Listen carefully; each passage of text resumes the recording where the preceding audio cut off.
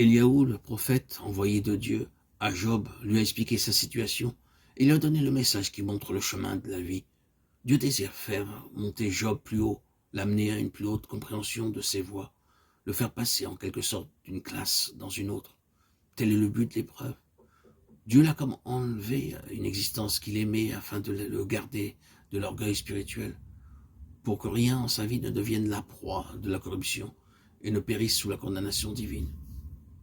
Dieu l'a fait descendre de sa haute situation, il lui a fait comprendre sa complète dépendance. Maintenant, réduit à l'extrémité, qu'il cesse de se complaire en son intégrité pour se tourner vers son Rédempteur. Job avait salué le Rédempteur qui le justifierait au dernier jour, qu'il discerne maintenant en lui la rançon, celui qui délivre de l'abîme et de la mort à cause du sacrifice en faveur de l'homme tombé. Jeté dans la fournaise, sous l'empire de la souffrance, Job a laissé voir une certaine vie du moi. Il s'est complu en sa propre justice. Qu'il se tourne donc maintenant vers la rançon pour être délivré de lui-même et recevoir la grâce de la vie.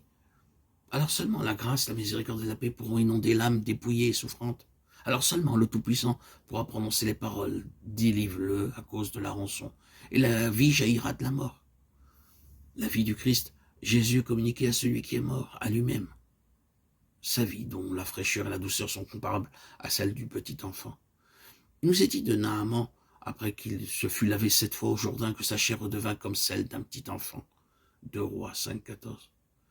La rançon annoncée à Job, les eaux du Jourdain pour Naaman, préfigurent la mort sur la croix du calvaire. En l'un et l'autre cas, les résultats de l'obéissance sont les mêmes.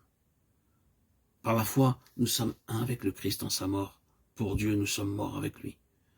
C'est ici le côté objectif de l'œuvre du Seigneur, celui qui a annoncé à Job. Il est notre rançon. Le côté subjectif de la mort du Christ nous apparaît plus clairement dans l'histoire de Naaman, lequel dut se plonger 7 fois dans le Jourdain avant que sa chair redevint saine. Où nous avons cette leçon qu'il nous faut souvent être plongé au Jourdain avant de perdre cet orgueil de la vie, concernant la connaissance et la puissance, et devenir comme ces petits-enfants qui sont les plus grands dans le royaume des cieux.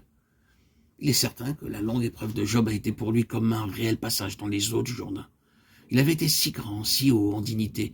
Pouvait-il devenir comme un petit enfant aussi longtemps qu'il était prince et chef parmi son peuple, comme un roi à la tête de son armée? Quand l'épreuve eut porté ses fruits, le racheté est redevenu un enfant. Il adressa à Dieu sa prière et Dieu lui est propice, lui laisse voir sa face avec joie et lui rend son innocence.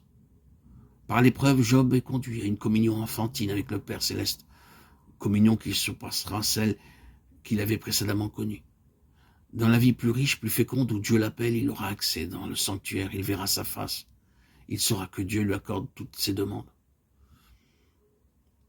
Il chante devant les hommes et dit « J'ai péché, j'ai violé la justice, je n'ai pas été puni comme je le méritais. Dieu a délivré mon âme pour qu'elle n'entrât pas dans la fosse et ma vie s'épanouit à la lumière. » Conscient de son intégrité, Job avait très vivement ressenti les accusations plus ou moins déguisées de ses amis. « Dis-moi, si j'ai péché, avait-il crié à Dieu, et si j'ai péché, que ne pardonnes-tu »